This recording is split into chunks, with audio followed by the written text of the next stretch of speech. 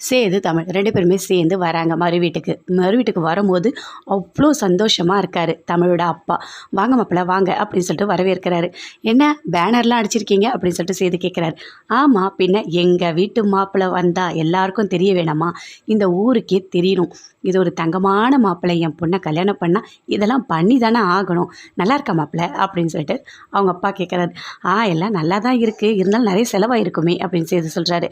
"அதில் என்ன மாப்பிள இருக்குது, இதெல்லாம் ஒரு பெரிய விஷயமா, வாங்க போகலாம்" அப்படின்னு சொல்லிட்டு அங்கேருந்து கூட்டிகிட்டு வராரு. தமிழும் வராங்க. வீட்டுக்கு வந்தோடனே, "வாமா வா, நில்லு அப்படியே இரு, ஆரத்தி போய் எடுத்துகிட்டு வரேன்" அப்படின்னு சொல்லிட்டு அவங்க அம்மா போய்ட்டு உள்ளே ஆரத்தி எடுத்துகிட்டு வராங்க. எடுத்துகிட்டு வந்து 2 பேருக்குமே ஆரத்தி எடுக்கிறாங்க. "உள்ளே வாங்க மாப்பிள, வாமா" அப்படின்னு சொல்லிட்டு உள்ளே கூட்டிகிட்டு போகிறாங்க. பாட்டி பயங்கரமாக சந்தோஷமாக இருக்காங்க. "அக்கா வாக்கா" அப்படின்னு சொல்லிட்டு அவங்க தங்கச்சி எல்லாருமே ரொம்ப சந்தோஷமாக உள்ளே வர சொல்கிறாங்க. "வாங்கம்மா உட்காருங்க, எப்படி இருக்கீங்க, வீட்டில் எல்லோரும் நல்லா இருக்காங்களா?" அப்படின்னு சொல்லிட்டு தமிழோட அம்மா கேட்குறாங்க. வீட்டில் எல்லாருமே நல்லா தான் இருக்காங்க" அப்படின்னு சொல்லிட்டு சேது சொல்கிறாரு. "சரி இருங்க, உங்களுக்கு தேவையான எல்லாமே நான் பண்ணிகிட்ருக்கேன்.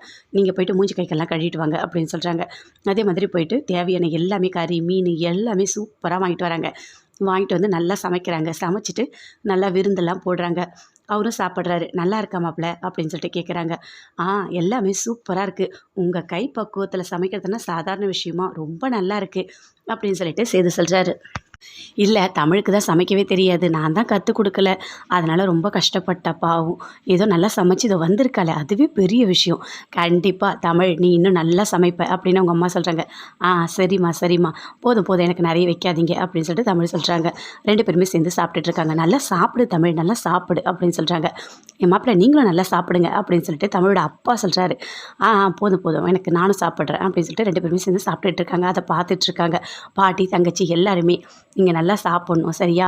மறு வீட்டுக்கு வந்ததுக்கு எல்லாமே நல்லா பண்ணுவோம் நாங்கள்" அப்படின்னு சொல்லிட்டு தமிழோட அப்பா சொல்கிறாரு.